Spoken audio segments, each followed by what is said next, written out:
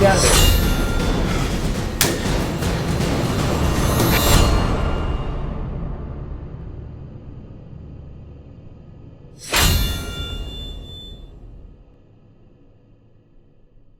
It up or what?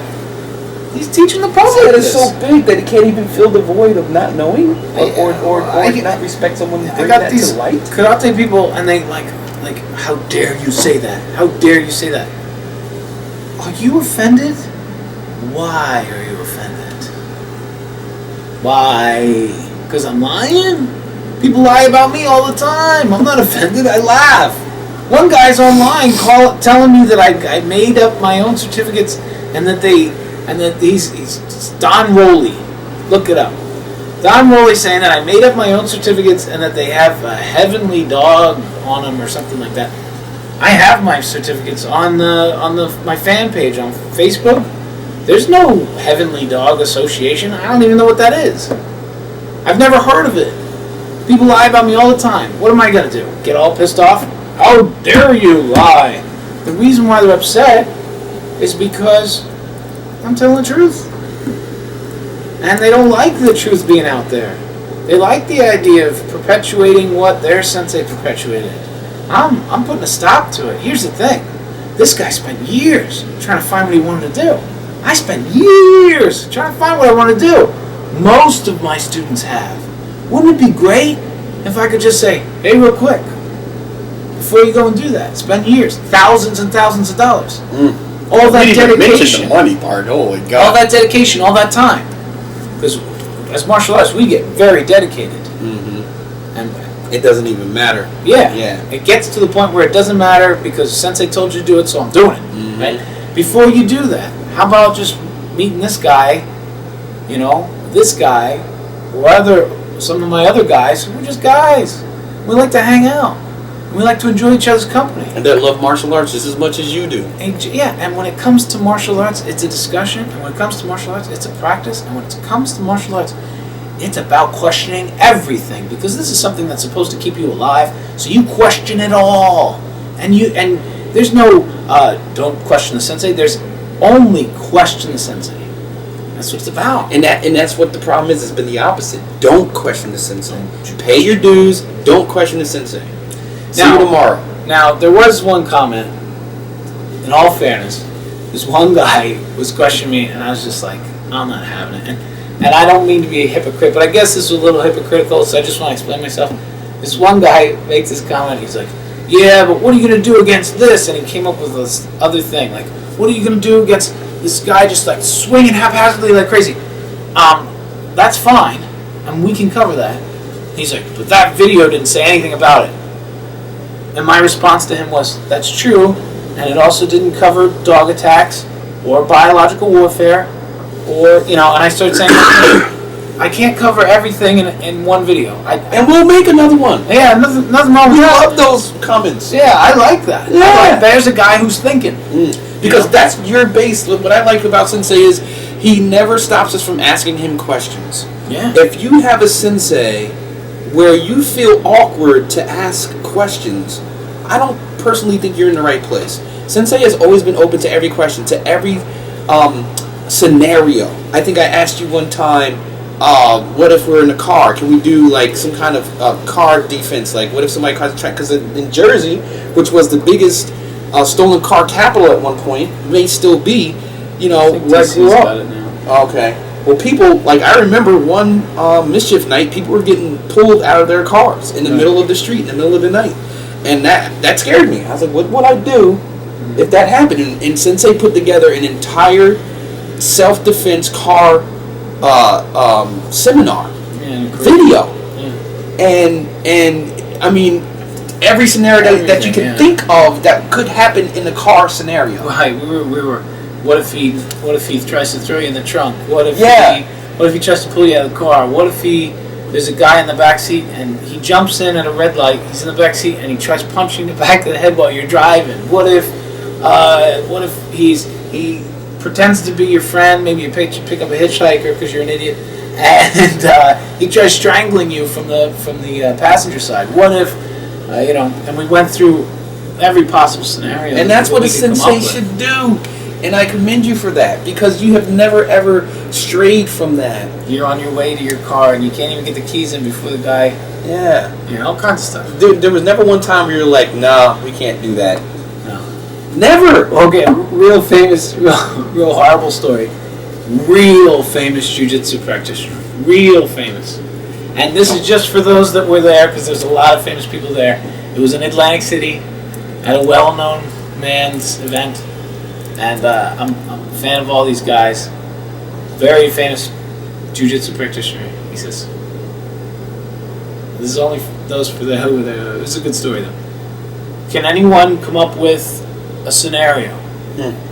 So I'm waiting, and I'm just letting like the younger belts come up with this stuff. And they're coming up with stuff, and it's like really basic. What happens if someone grabs your shirt, you know? And then he's like, we're going to go more advanced. He goes, one guy's like, what happens against multiple attacks? You know, the guy's throwing multiple punches at the same time. So he deals with it pretty well, actually. He did a really good job with it. And he goes, all right, but what if it's a kicking and punching combination? He deals with it no problem. He says, we want to do something more advanced. He's pushing the crowd, pushing them. We want to do something more advanced. So he says, is there anybody out there that can come up with a scenario? So I go, he goes, he says, you know, something that would be impossible to get out of. All right. So I raised my head. So I put the guy in a strangulation movement in which he was bent over backwards, and I had his neck, and I was pulling up on his neck to snap his neck, and I had his neck in two directions. You did this to a famous martial artist. Yeah. Oh God! So he goes, he's tapping out, and I what? Oh God! It was bad. Why was bad? Come on, but he just kept pushing. He just kept saying more advanced, more advanced. I was like, all right, I got some. I got some advanced stuff. But here's the thing, you know. He eventually said, you know, all right. Well, when he's about to put it on, so he tried to stop me from putting it on. I threw it on, and then it was like, he was like, all right. Well, when the guy's approaching to do it. Right? Yeah, but you're not going to know what he's going to do. Right. It has to be applied. So then he said that's when the self-defense happens, is when the person's approaching you to do it. Which just sounds good. Cop out. No, there's validity to that. I mean, we would want to prevent before it happens. So you know, the hands go up. Well, what happens if it's already on you, right? The crowd's now invested, you know? The guy goes, well, what happens if it's already on you? And the jiu-jitsu guy goes, you're done. You know, you're dead. So we brought that scenario back to the dojo, right back to the lab, and that's all we trained. We trained that for weeks. Okay, now he's about to snap your neck. You're bent over backwards. You're done. Now let's do it. Let's work it. And we were throwing each other, and there was nobody in the class that couldn't get out of that. And that's a very famous, one of the most famous jiu-jitsu practitioners in the United States. Didn't have a clue. And that's okay that he didn't have a clue. That's okay. Did he go back to the dojo and did he get a clue? Is he humble enough to say this guy had a good point? Or really, you know what I would do? I'll go, that's pretty damn good, man. What would you do? I go, son, I think you're going to kill me. You know, like, what would you do? Yeah. Now, do you have anything for me? That's a shame. And I would have said, yeah. Probably not to everybody because I don't want to show them up. But afterwards, if you came like afterwards, I'm like, yeah, come on. We duck into some corner or something. I'll show you what I would do to get out of that. But it wasn't that, you know, he was very prestigious. And all that prestige stood in the way of, and I'm not trying to down anybody's name or anything. This is just a fact. You know, that's what happens. So, is it the martial artist that I don't respect? No, I have a world of respect for that jiu-jitsu practitioner. He's one of the best jiu-jitsu-ka I've seen. So, I mean, I got pictures with the guy. I think he's awesome. Is it the person that I am not respecting, somehow disrespecting? No. Am I running his name through the dirt? Did I run anyone's name through the dirt in that video? No. I don't believe in his technique. His answer was, then you die. That's not a good technique. That's not a good technique. All right? And if someone says, what do you think about that? What do you think about when this sensei said, you're done, that's where you die? And they're like, well, that's one thing you could do. Time to find another dojo. What the hell? I'm nah. No thanks. It's not too reassuring. No, that's not where I want to be. But if that's your art and that's where you want to stay, whatever. You know what was great? Afterwards, he asked me if I wanted to leave what I was doing and if I wanted to be recertified as a jiu-jitsu instructor under him. And I went, I'll think about it. No! I'm not trying to insult him in front of anybody. I was like, oh, thanks, huh? I'll think about it. He says, I'll come to your dojo and I'll recertify everybody in your dojo. I was like, huh. Oh, that's neat. I mean, I'm good.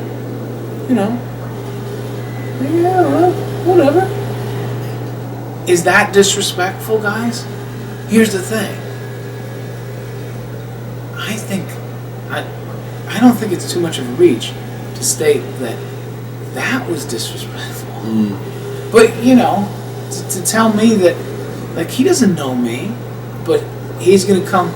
I would never walk up to somebody and be like, I'll recertify you on what you're doing. I don't know you. You might be doing some amazing stuff. The first time, I have a friend, his name's Jesse Burnett.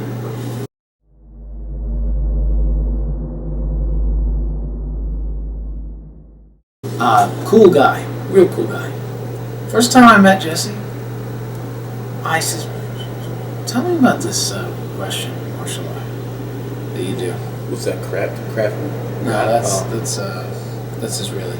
Oh. It's Systema. Or Sistema. I'm not really sure how you pronounce it. I've heard it both ways. Systema or Sistema. So,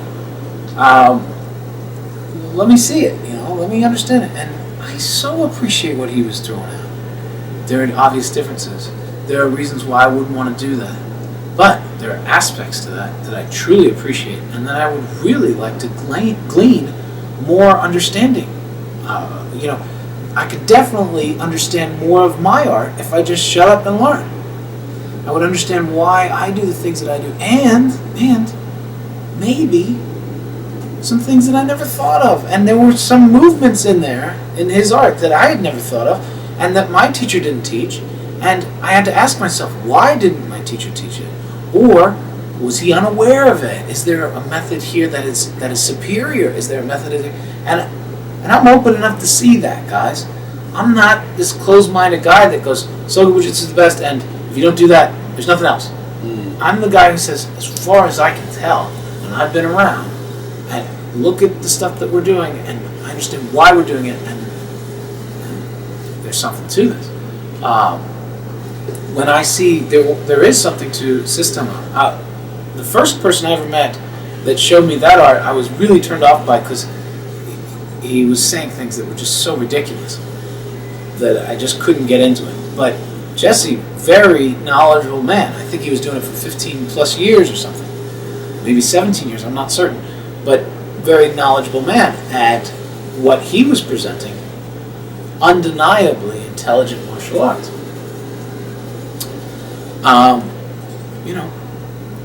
I shut up, I listened, and I learned. Why do anything else? Why when you're being taught, I mean, I've been taught crap, in the early years, I learned a lot of crap. I shut up, and I listened, and I learned. And now I'm trying to save people from that. Is that wrong? I mean, I know it's going to hurt you in the wallet because you're trying to teach, 100 kids punch, kick, kaya, but, I'm sorry. If I'm one of those 100 kids, I wish I had somebody like me telling setting it straight. The own experience.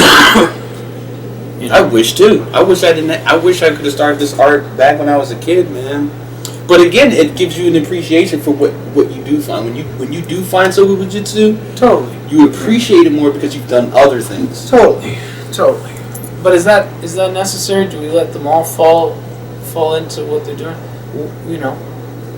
I met guys. I met a judoka who's 5th dan in judo, and we randoried, and I locked him out, and he says to me, he says, "Oh man, what you do is insane," but he goes, "But that's, those are illegal movements." I said, "They're illegal for judo, And that's the difference, right?" And then he goes, "Yeah, but it's judo isn't just a sport; it's a way of thinking. It's a way." And he adopted this philosophy, which is wonderful. That's wonderful.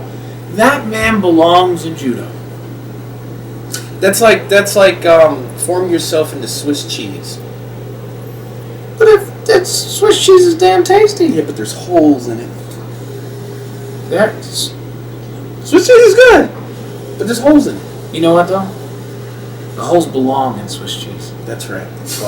That's why I don't really mess with Swiss cheese. Oh, come on, man. The truth is that there's a place for all. There's a place for us. There's a place for everybody. Not on the battlefield.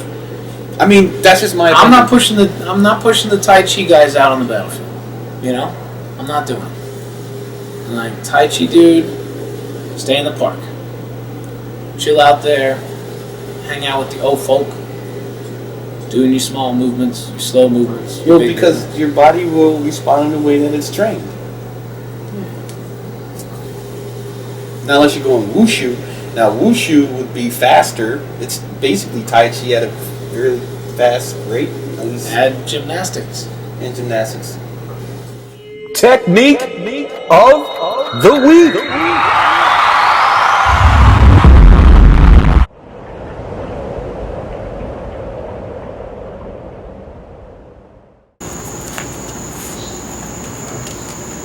Grabs from here. He's in control. Now, watch this. It's very subtle, but through this attachment, that's where I attain everything. Through that attachment. Does that make sense? Does that make sense to you? It's the same thing as this. It's the same thing. Right? Like grip a man and I lock him here. When he grips me, we draw him and I lock him. That's the same thing. I would not hit a man here. I would not hit a man here. It's too dangerous. Did I attain superior positioning? Yeah. What about that kick? Is that kick coming? That's the time to hit him. Does that make sense? Break his rib, whatever you want to do. So, same thing here. Not question. Whoa, dude, what are you doing? Now is the time. Now is the time to practice. Strike. Cross. And everybody's different. Here. There's nothing wrong with these entanglements and these strangulations. There's nothing wrong with it. But here, this isn't good. He's in control of his own weight, his own body positioning here. That's great. He's lending a hand. He becomes 2 more feet that I can rely on. I can't rely on these feet here because he's in control of these feet. If I try to do what I see on YouTube, here, I'm lending control to him. As much as I'm choking him, I'm lending control. I'm giving him control. Yeah, sure, I got a better choke. What is it that I need to do? To attain superior positioning. Superior positioning is not just where you step. It's taking ground. Internal ground and external ground. Internal ground. Into his body. External ground. Get away from the left. Make sense?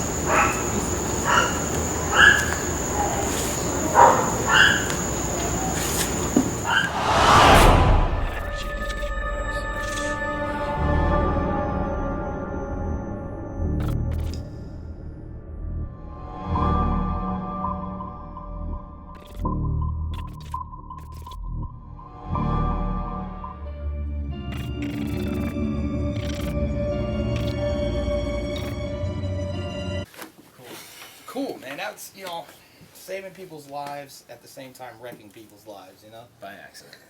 Either you get wrecked or you get offed. It's one or the other with the art, right? So, I'm I'm at a Borders Books, back when they were around. Borders Books. Yeah. Remember? Yeah. It was in the Bookstore. Yeah, it was at the Lehigh Valley Mall. It's not there anymore. Borders. I don't think so. I think they went out of business. Oh, it might have. Borders did. Who reads books, right? Barnes and Noble is still around. Oh, okay. So I'm in the martial arts section. Yeah. I'm trying to find out, what's new, who's putting out stuff. Mm-hmm. So, so I'm crouched over. I'm hunched over like this, looking at books. And a hand comes over. You my wrecked somebody in the It bookstore? was by accident. You wrecked somebody It in was the bookstore? It was absolutely by accident. What happened? So a hand Absolutely. comes through what? Like if you're bent over like that. Right. You're bent over like that. Yeah. A hand came like this. Oh my God. Reaching for a book. Oh God. Right? What did you do? It was bad. Oh It God. was bad. What did you do? I was here, and I didn't know he was reaching for a book. All Yeah. I see is like a hand coming in like this. So I go, But it was, who reaches in front of you like that? and I was bent over. I felt vulnerable, Yeah. He deserved this shit. What happened? and he came out of nowhere. What did you do? I twisted into saw. So I was here like this, Oh no. and he was coming like this. I twisted, and I went, whap, and hit him in the inside of the wrist, and he pulled his hand back, like this, and I went, and looking at this guy. He said, what the fuck? He's like cursing at me. And I go, I'm sorry? He goes, I can't move my hand. I was like, yeah, it'll come back. Oh jeez. So bad. Like this, I can't move my fingers. I mean, I nailed him. And it wasn't just nailing him, it was I landed my whole body behind it. Yeah. But he came in fast. It was like, Oh, and it yeah, was like, so- I was yeah. right, it was right there. So I was like, whoa, whap. Right. Bad. Oh, he deserved it. You don't do that. You don't reach in front of a person. And it was the martial arts section. Oh God, yeah. You gotta, yeah. You know, you're not in the Powerpuff Girls section. You know. It was right next to my ass.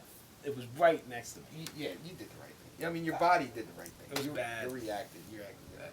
I'll tell you what, I have way more mistakes than I had in my life than I've had successes. Like nice successes. Well, I tell you. But that's not for the public. Yeah. I mean, officially, we're letting you guys in on some deep stuff. Lehigh Valley, Lehigh Valley, whoa.